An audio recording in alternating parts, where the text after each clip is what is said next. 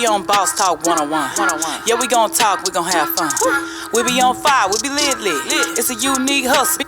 Check it. This is Unique Hustle. It's your boy ECO, and I'm here with the lovely, amazing, official Miss Jamaica. What's up? None of them there all gone. I want y'all to stop what you're doing right now. Go like, subscribe, follow us from all social media platforms. When I mean all, I mean our Facebook, Instagram, TikTok, Snapchat. You name it, we're on it. Just Google us, Boss Talk Podcast 101. We'll pop up first in line, I guarantee you.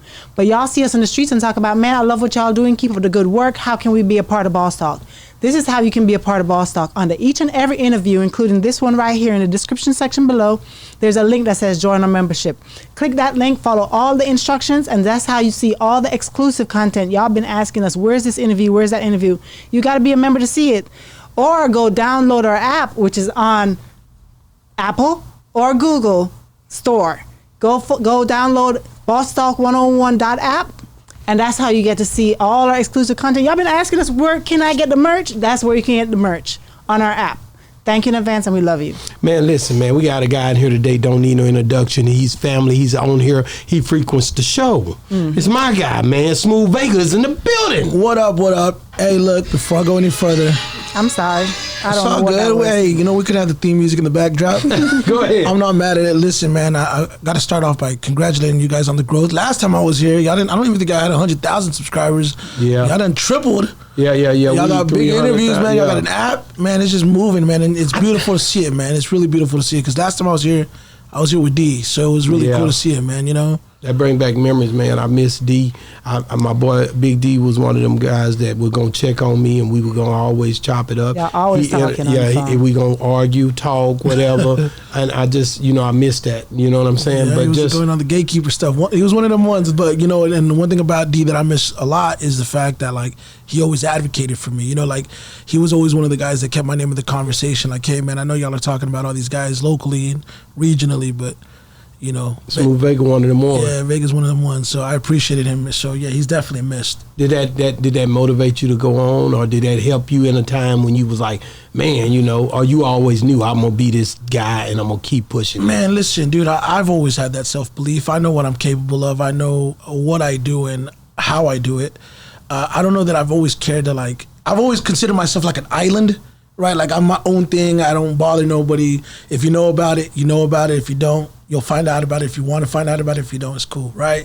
But I think there came a point in time, sometime probably a few years ago, and I was like, you know what? I want to have allies. I want to strengthen my network, not only for myself, but for my artists, and just for the sake of doing the work of, the community and helping build. So, I definitely like the fact that that D was one of those guys that was able to kind of do that, Wow, that's good. We all miss him. Sorry. I know you've been doing managing for a while, and you're still but at one moment you stepped away because we hardly saw you on social media anymore. What happened? What happened about the disappearing act? Well, hold on. Before I go any further, I'm going to answer that. I forgot to say something. Like at the top of this interview, I wanted to start off by saying that it is important that I address what is going on right now with, ICE, what's going on with the mass deportations, being a Mexican-American, a first-generation Mexican-American. There's been a lot of, people that are wanting to hear, people that are in position, Mexican-American influencers, speak on this and address it. Me being a first-generation Mexican-American, I could say this from a place that maybe not a lot of people can, right? Anybody that has endured seeing and being a product of an immigrant, in this case, my parents, right? Like, I remember being 5 years old and, and riding in the truck with my dad, and these people just throwing rocks at the truck and like, go back to Mexico, you wetback. And I was in the car, I was too young to understand what the hell was going on. But as I got older, I started realizing what I was and who I was and where my family came from and where they're at. So when you see what's happening right now in the world and, people are waving the Mexico flag, we're not waving the Mexico flag because we're saying, hey, we want to go back to Mexico or whatever the case. We're trying to, basically acknowledge our roots, acknowledge, the fact that this is where we come from. This is, our family, my grandfather, my mother, my father. I remember my mother sharing all these stories about the things that my grandfather endured to be able to get our family here, so my parents can have a better life, and so eventually I can have a better life. To now where I see my kids having a better life. That's why you're seeing this outpouring, like, hey, like, this isn't right what's happening. Right. I understand, and I'm all for getting rid of the bad seeds, but there's bad seeds in every culture. There's bad seeds in all across the world, and I feel like, to see families getting ripped apart the way that they're getting ripped apart and the way that it's happening, I mean, I think it's important to address that. So, but do you think that, okay, because every time I pull up on social media, I see I would say it starts off as a peaceful protest, but it end up being riots. Yeah. It end up being not so peaceful. Do you think that's helping or hurting? I mean, look, it depends on the way people view it, right? I try not to get too much into the political or the religious, conversation, right, because it's very sensitive. But, listen, one way or another, you're going to respect it, right? And sometimes, talking about it may not necessarily be the way to, being peaceful about it might not be the best way to get everybody's attention, right? Like, sometimes you have to be a little bit disruptive, and you got to buck the system a little bit to let people know, like, hey, this is serious, and this means a lot to a lot of people, and to our people, to my people, me being in position, me managing talent that's Mexican American, me being first generation, the talent that I work with being first generation, like I know the struggles that my family has gone through, that they still go through.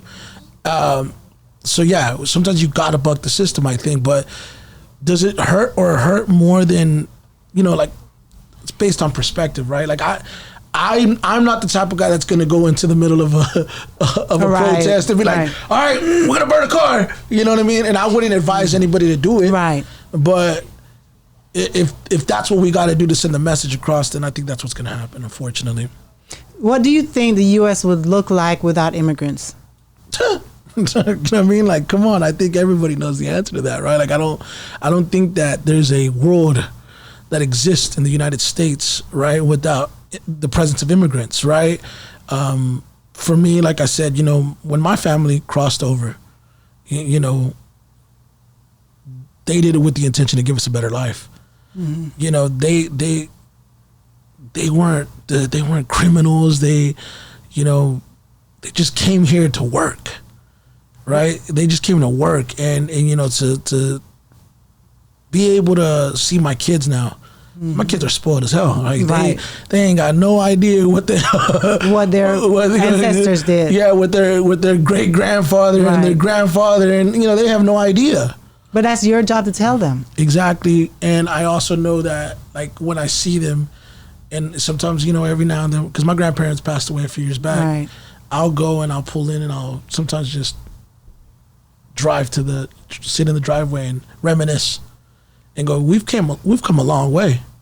So to see all this stuff kind of unfolding right now with the mass deportations and everything going on in the world, like, it is sensitive. I want to be able to say it in a way that people understand, that it resonates, because, like, look, I can relate. And we're not here to be disruptive because we're trying to prove a point or be defiant and set a car on fire just for the sake of setting it on fire. We want to send the message across that this affects our community.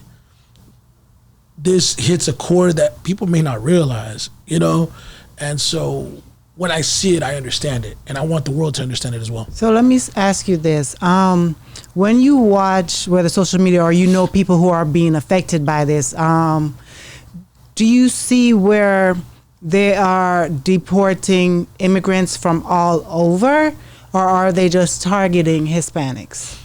I mean, look, the thing about it is maybe it's because it's my feed, right? I'm seeing more of our community broadcasting it. I feel in a lot of ways we are the majority minority. So we're the easiest to target. We're the closest to the border, right? Mm-hmm. You know what I'm saying, in regards to, where you're located, right? Yeah, where we're located. So I don't feel that other ethnicities are being as targeted. But I mean, again, that's just my perspective, right? It does feel a little bit, like it feels a little bit targeted in that sense, but yeah, it's been pretty whack Because every city that I've been going in, it's been, I hear people saying it started out peaceful, but when you look on social media, I'm not seeing the peaceful. I'm seeing the riots, them throwing, stones and, all of that to stop it. But in my mind, I'm like, I understand why they're doing it to get the point across, but then are they actually getting the point? Is this going to make a difference? That's the part I can't understand. I don't know. The other part of it too is like it almost feels like there's this narrative, right? Like if the point that we're trying to prove is that we're here, and if you're not going to respect our existence, you're going to respect our resistance, right? Is what I've seen some of the slogans say, right? Okay. To your point, like I don't know. I don't know if they're looking at us like, see.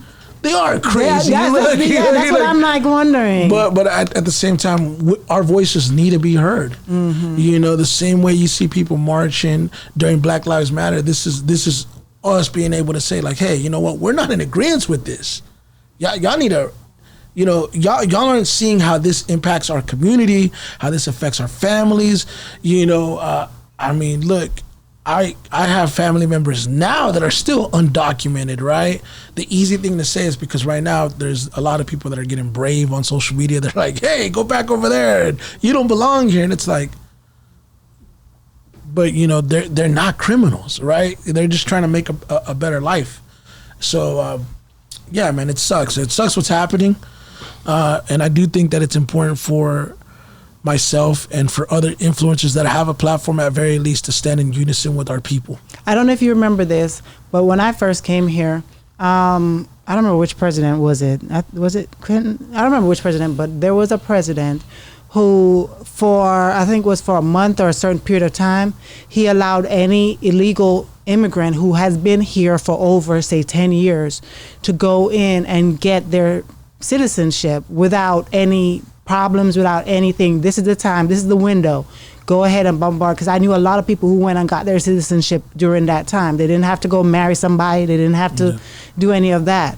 So I'm like, Trump should do something like that and give a window of time to offer at least some people to be able to get, be legal, to be able to stay here without any problem. Yeah, I mean, look, you can focus on the problem.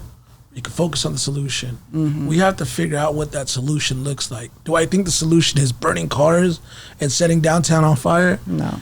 Not necessarily, but if it's going to make people realize and understand how important it is to us, because it is important to us.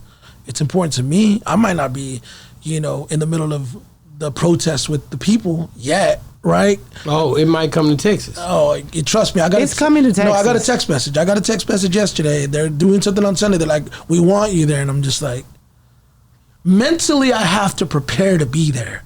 Because you also have to remember that. For you have me, a family. Yeah, it's not just my family. It's also the fact that, like, it's triggering, too. Because, I think of my grandfather, I think of my grandmother, I think of my mother, I think of my father, I think about my whole entire family. It's kind of like,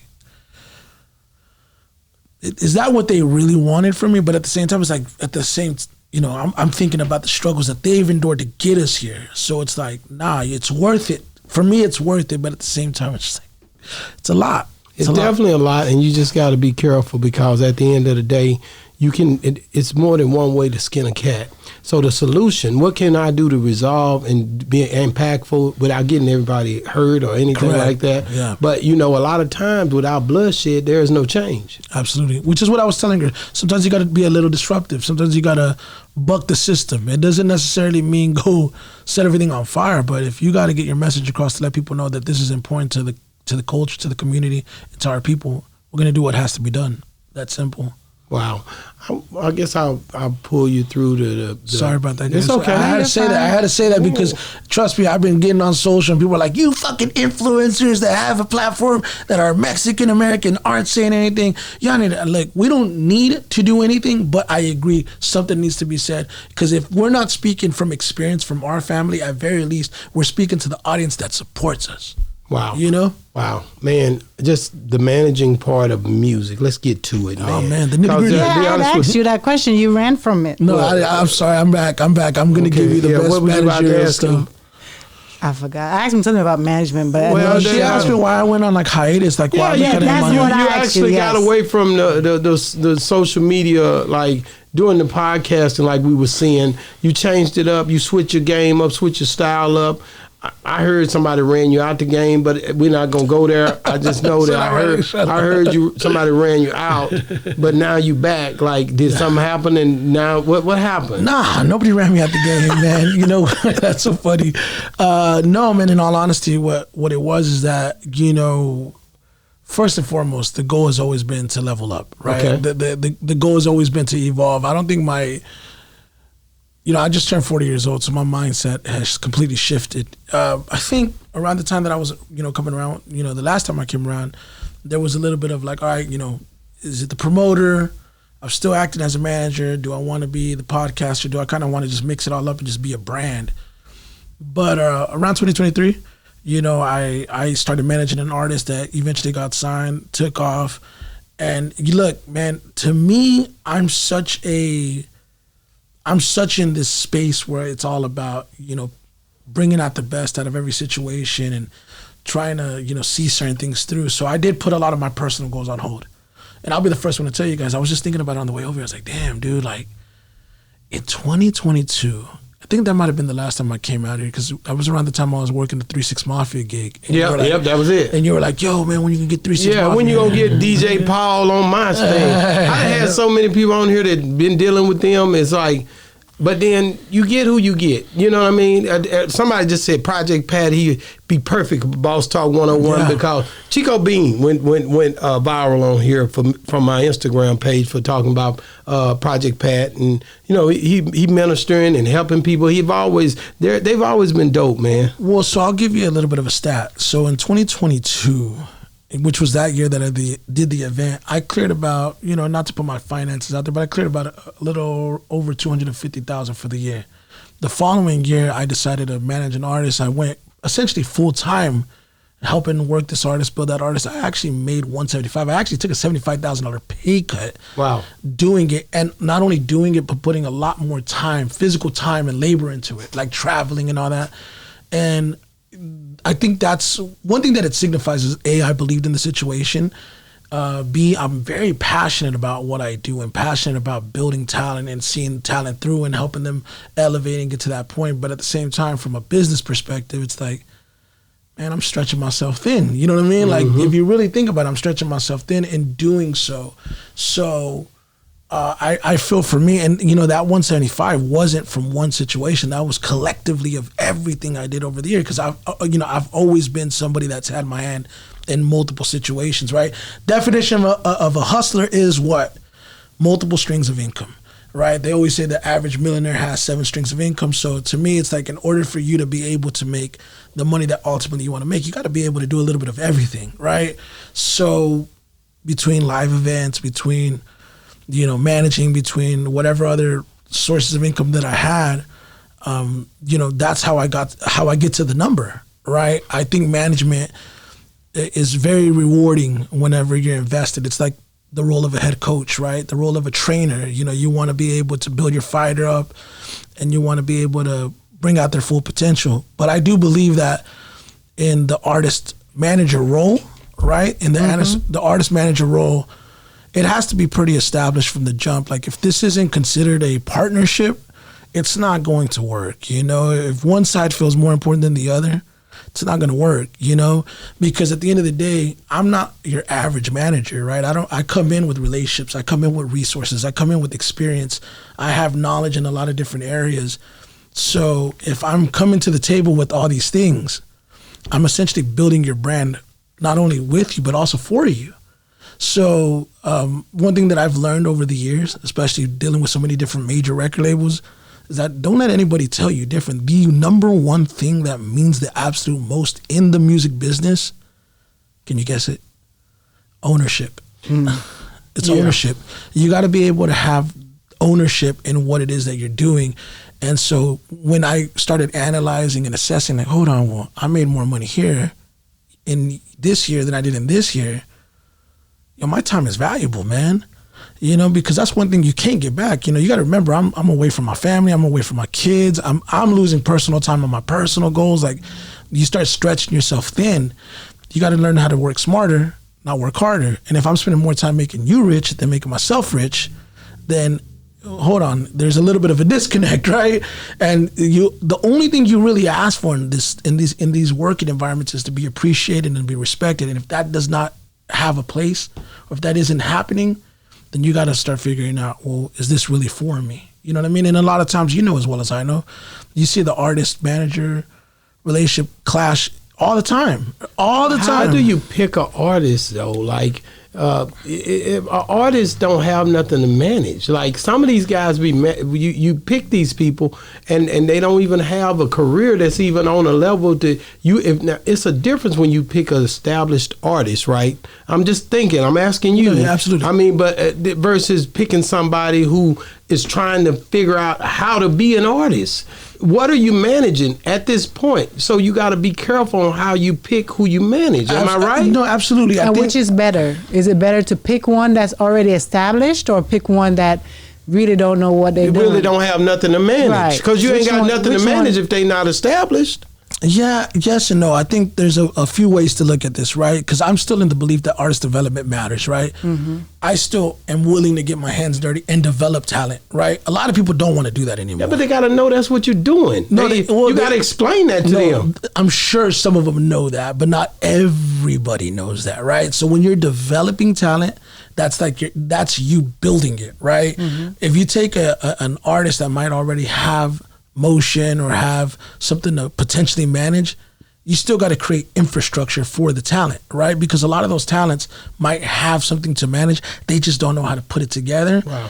And in order to be able to maximize off of it. See, that's my goal in every situation that I go into. If I'm partners with you, E, if I'm partners with you, if I'm partners with an artist, how do we maximize for the talent? So it's like the equivalent of, you know what, I just took on a new artist, you know, whatever the name is, John Doe, right? I took over John Doe's career. Now that I took over his career, he has good social media presence. You know, he seems to have, you know, connection on the streets. People want to work with him, but he doesn't have anything. It's in disarray. It's not organized. It's just like you're walking in an office with papers all over the place. Now you got to put them together, and now you got to create a plan. The problem is a lot of times whenever you get into situations like that, everybody feels more important than the next person. It's like everybody's equally important when you're building a successful company. It's a company at this point. It's a brand. So to your point, you know, depending on who the talent is, right? You know, you could build a talent from scratch, but it is exhausting. It's very exhausting because the more experienced that you are in this industry, right? You know, Rain was here a little while ago. Shout out to Rain. So Rain has enough juice and enough power right now to be able to move the needle with an artist that has no presence, right? Like, he could put his fingerprints on it right now and say, this is my guy, OC Chris, and now OC Chris is the hottest Mexican in Dallas, right? And, you know, and if he goes on your podcast and he's the megaphone for OC Chris and says, man, I got the hottest Mexican artist for you right now. His name's OC Chris, he's gonna blow up. That starts making its rounds, and because Rainwater says it, it carries a different type of equity because he has a track record of being respected in that space. Wow.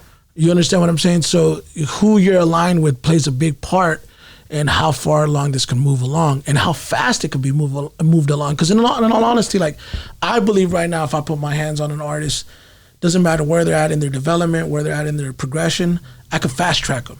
I've done it, I've seen it. And, you know, maybe it's going to happen with or without me, but it only happened one way, right? I consider myself a steroid shot, right? Like, I'm PEDs, you know what I'm saying? You're going to get there with or without me, but if I insert myself in your situation, I'm going to make you stronger. But what's the downfall of an artist whenever you get them? What's the biggest reason why they don't make it? Ooh, that's a loaded question with a loaded answer. I think a lot give of me two. Because I know it's probably you coming up with a whole bunch of reasons, but give me just two reasons. The main reasons. I would say attitude and just like attitude and understanding, right? Because a lot of times people don't know how to like understand and be patient. Like, that's what I was looking for. Patience. It's patience, right? Because it's like, you know, people always think right now versus the right time, right? That's the difference, right? You can't think right now. You got to think right time. And everything's timing. Look, y'all, you guys just interviewed Crystal Pop, and I took her on in 2023. When I took her on, she already had a lot of stuff way before I got to her. How do you take an artist that already has all these pieces and then create infrastructure for the artist and bring out something new, something fresh, and also elevate it, right? It's a challenge. But we went to the drawing board and we worked from 2023 through 2024. And it wasn't until the end of 2024 I said, all right, we're going to go hard starting at the beginning of 2025. And when I took on her account, she had 74,000 followers on Instagram, right? January, we had, I think, maybe 144. Now she's at 223. Like, it's steady elevating right now, right? Because we've created a plan and because I know her. Like, it's important for me as a manager, as an executive, as an A&R, as a label, whatever adjective you want to use for the position of overviewing this person's career. It's important for me to understand them, to know them. And she did show patience. I mean, there was times where she wasn't always patient, right? Because naturally talent, you know, they want now. They want it now. I mean, they're looking at the clock tick. You know, they're seeing other people have their opportunities, right? And I think that's one thing that I see a lot of times where it's like momentum swings, the pendulum swings. It's seasonal. Right now, it could be your season. Next season, it's your season, right? Especially if you have multiple artists that you're working with and they see you pushing somebody more than you pushing them. Like, why push them and not me? I'm ready. Yeah, I mean, that's the struggle that I've had. Believe me when I tell you, it's like having kids, right? Everyone wants to be the favorite, right? Mm-hmm. And it's like you have one that's like, no, I want to be the only child. It's like, that's not how this works. My job as a manager is not to be exclusive, right? You know, my job is to spread the wealth. At least that's how I feel. Right. But at the same time, like, you know, from a business perspective, I could never put my eggs in one basket because if you decide today that you no longer want to do music, what am I left with? Or if you just decide, hey, you know what, peace, I no longer need you, because that happens a lot, right? Mm-hmm. Then what happens? You know, so you want to be able to protect your future as well. But for me, I think understanding the artist, because there is that lack of patience, there is that lack of understanding, there is that level of like, I want it now. And the more respected you are and the more you're able to communicate with them and verbalize like, hey, you know, you're not there yet and this is why. But if you can just wait this much longer, this will be the result.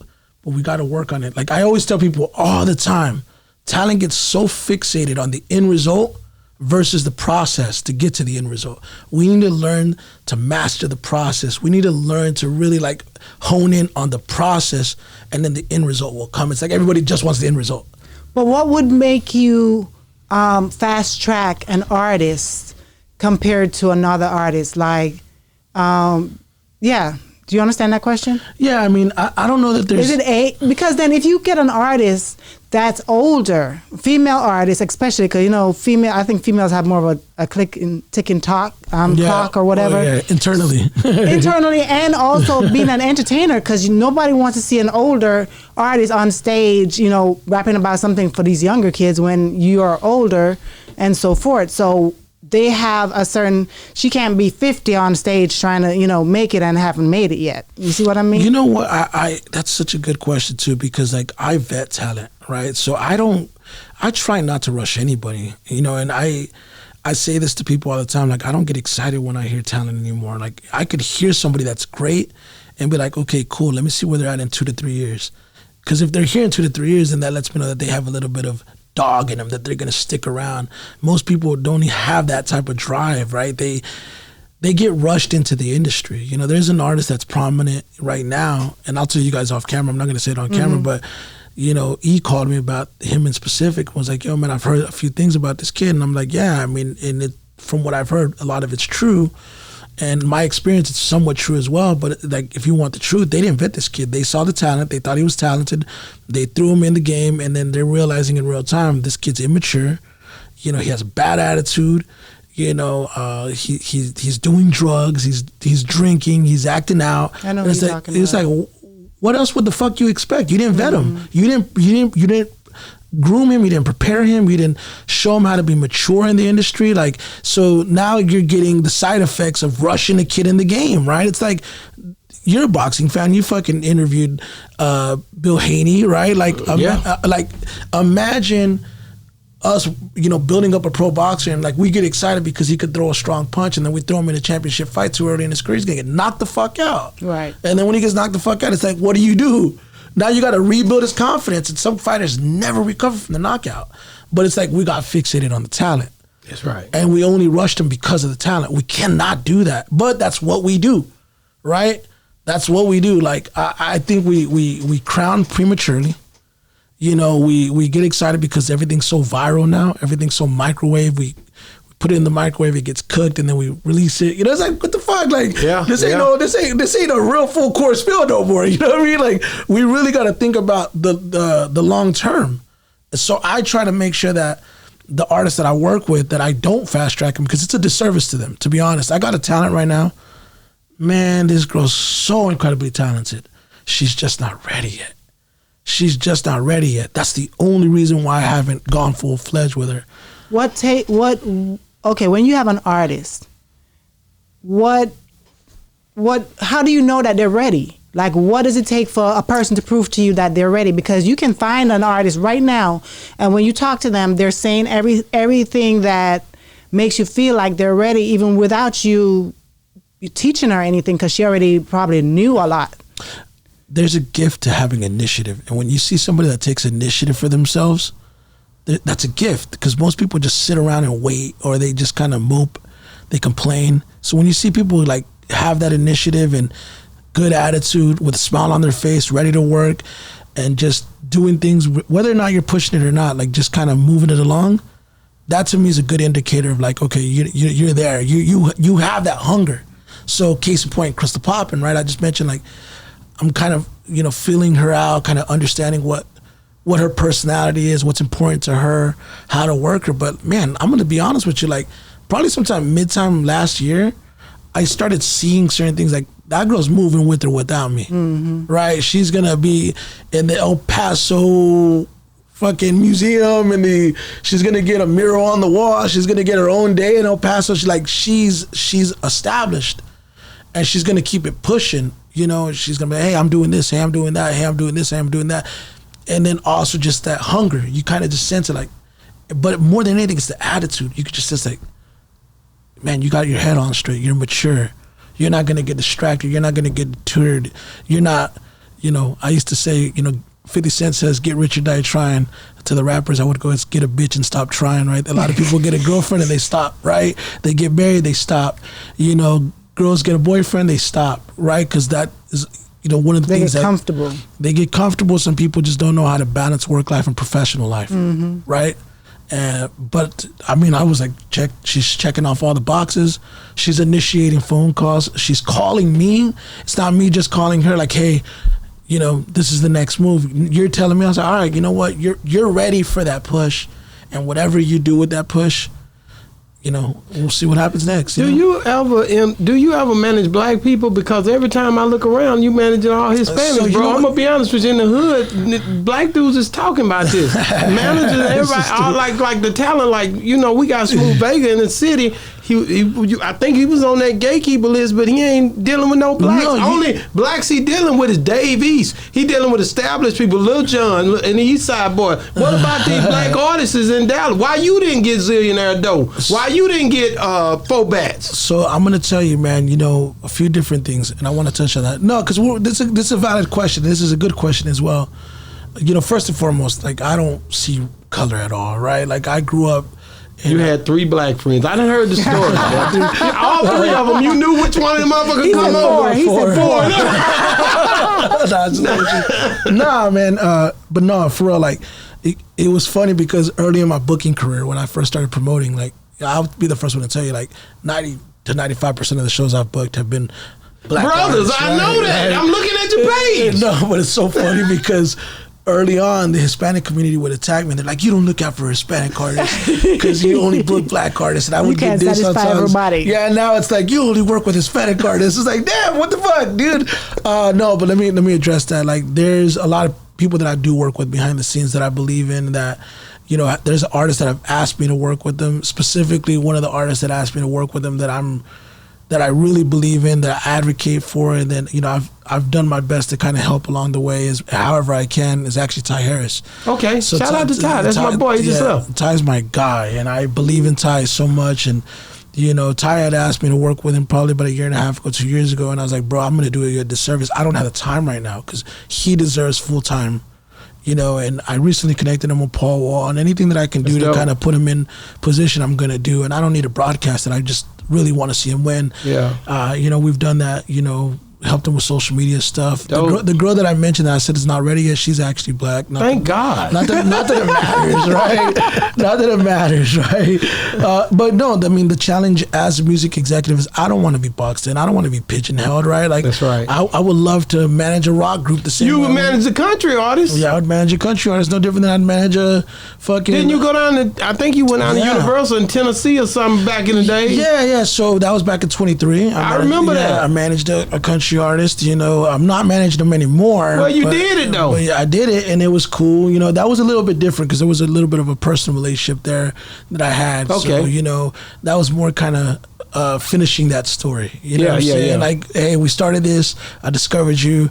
I kind of got you started in the game. Let me see this through. And we did it. That's real. That's big. And we did it, and I'm proud of it. And I don't feel like there's anything left on that chapter for me to do. You know what I'm saying? So it's not, now it's time to find what, what's you love hip hop. I love hip hop. I remember, I went to the CMAs. I went to you bored as hell, boy. Let's be real. Bro, that motherfucker that's struggling to get through it. And they sang about beer and whiskey and cold beer and peanuts. I was in front of, listen, dog, I was in front of every major country artist you could think of. Darius Rucker was there. You had one brother in there. He just been there by himself. Shabuzi now, too. Okay, you got two. You know what I'm talking about? I saw Chris Stapleton. I saw Jelly Roll. I saw all the big greats, right? Lainey Wilson. Ted Page. Brad Paisley. Kenny, Luke Bryan, fucking all of them, right? I'm there and I'm watching and I'm just emotionless.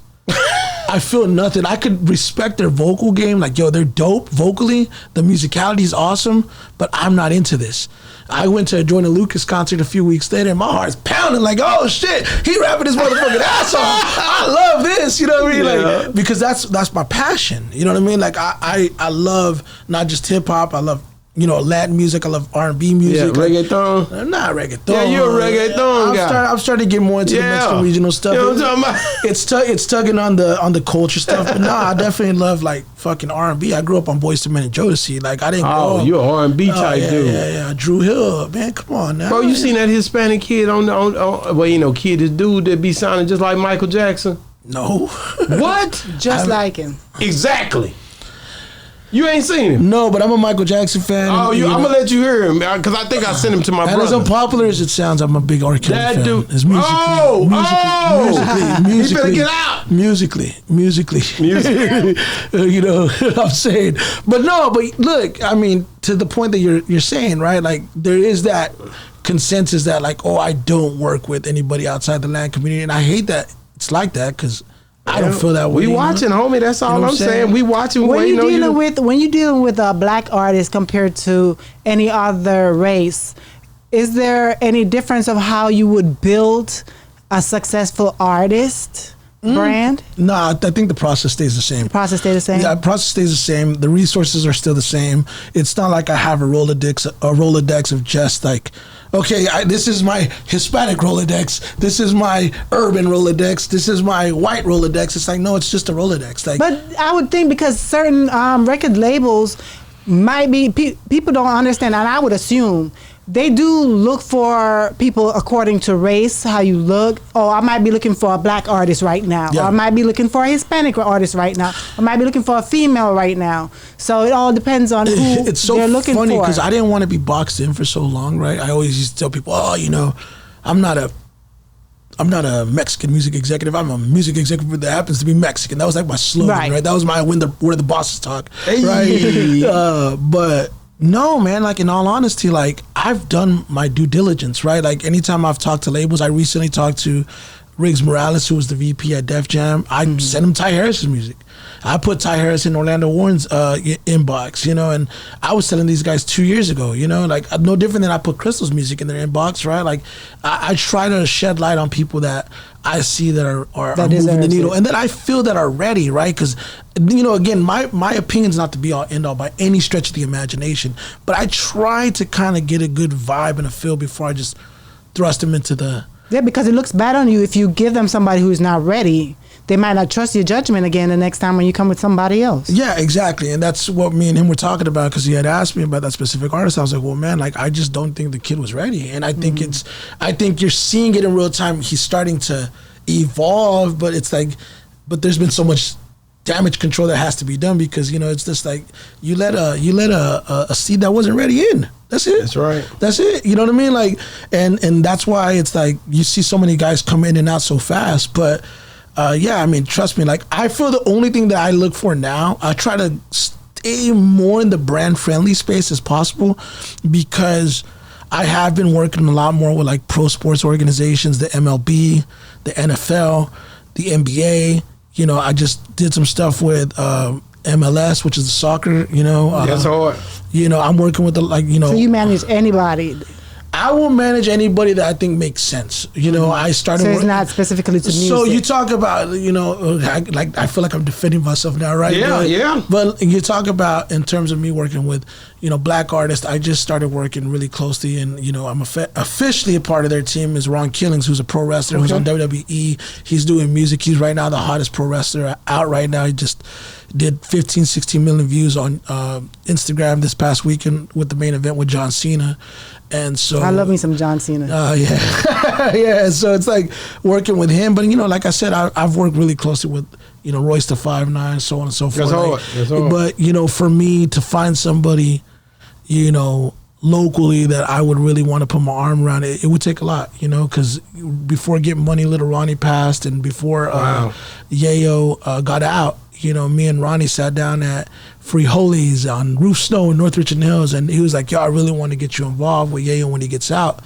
And ironically, me and Yayo ran into each other in Nashville, of all fucking places. I ran into him in Nashville at the airport. What is he doing in Nashville? He was on tour with Soulja Boy, and he had to catch a flight back, and he didn't have a ride back at the time from the airport in DFW, you know, home. So I told him, hey, I'll take you home. And we talked, and he had mentioned that Ronnie had told him that that me and him talked, and he let me know how much Ronnie respected me. And, you know, I don't know if you guys know, there's a mural in Fort Worth of Ronnie. I got to get over there and check it out. So that mural, I was actually the one that got that implemented. Yeah, I put that in motion for everybody. The day when you heard, go back to that day when you heard about that happening. It's terrible. Where were you?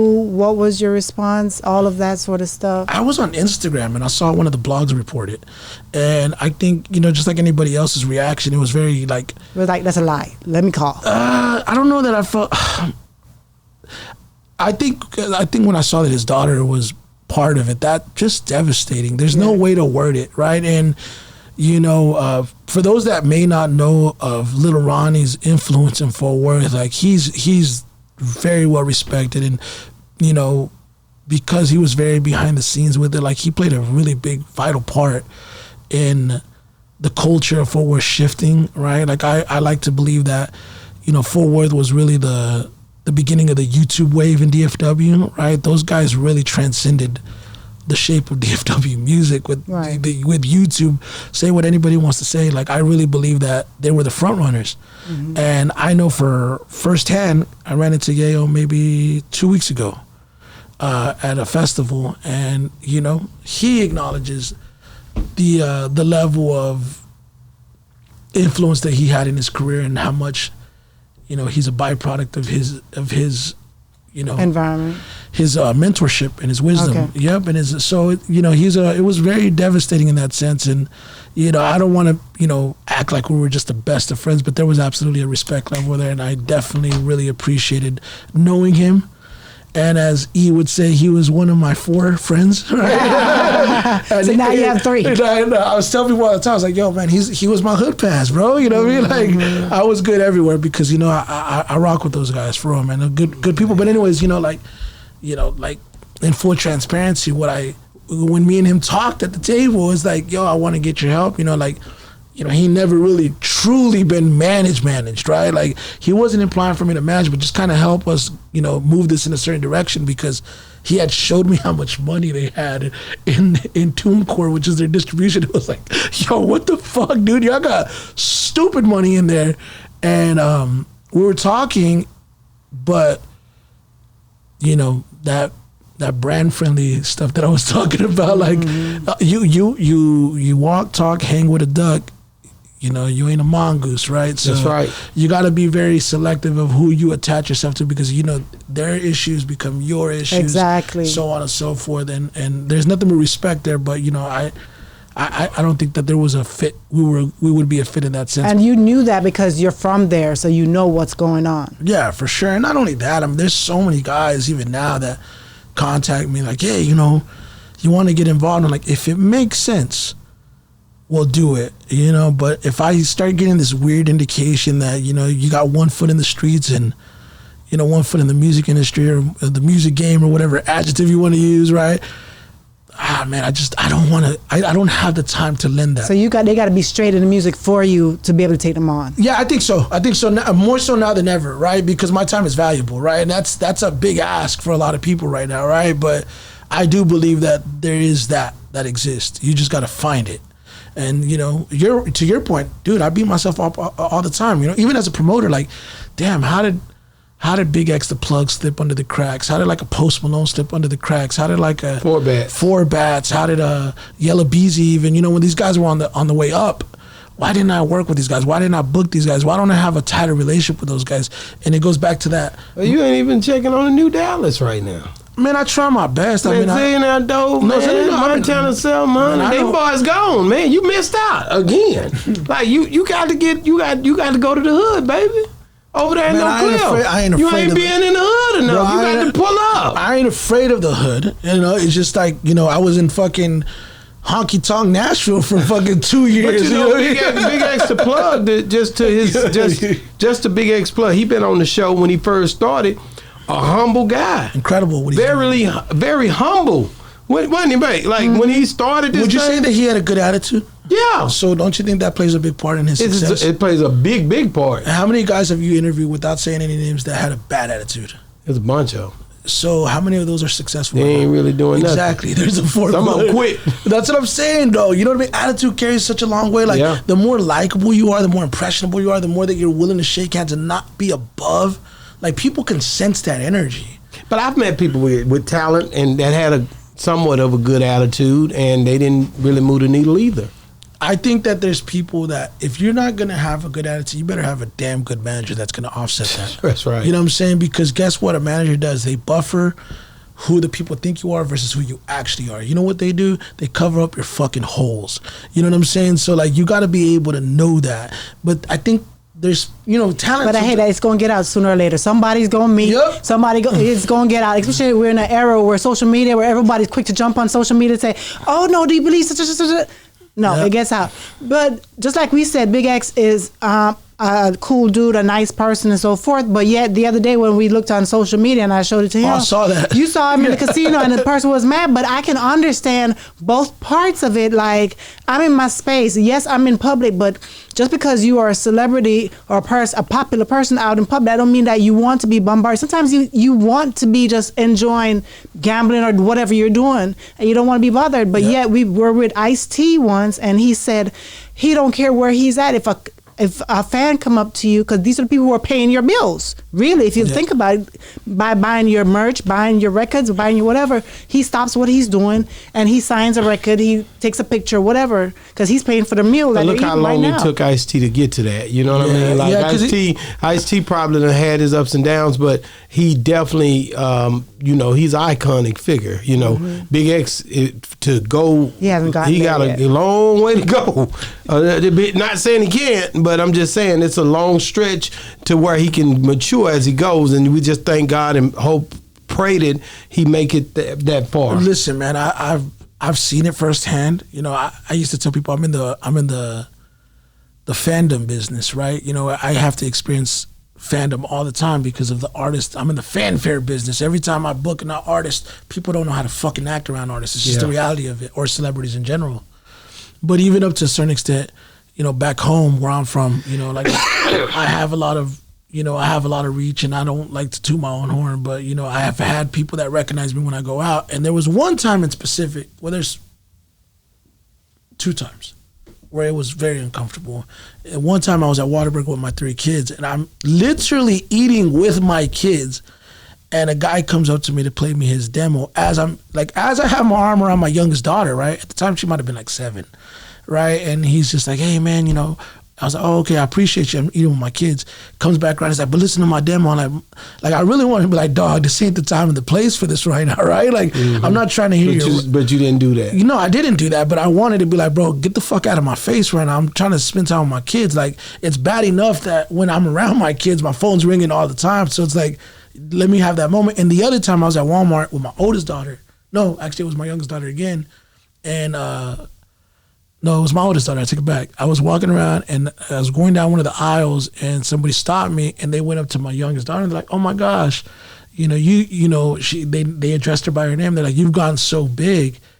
My daughter didn't know who the fuck that lady was, and I didn't know either. But they follow me on social media, so they addressed her by name. So it's just like you start.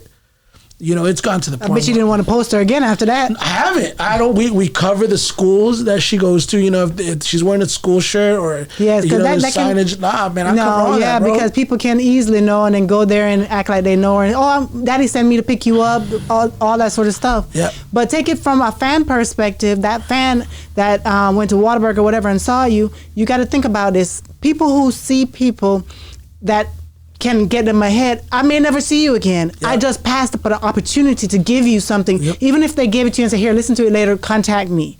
Yep. You know what I mean? But people don't want to pass up that opportunity. Put yourself in their shoe. You want to know something that I've struggled with for so long? It's imposter syndrome, right? Realizing I didn't view myself the way everybody else viewed me. Like I still viewed myself like I was the 13-year-old kid that was still trying to get in the game that nobody took serious, that everybody's like, oh, you're terrible, right? Like I still felt like that.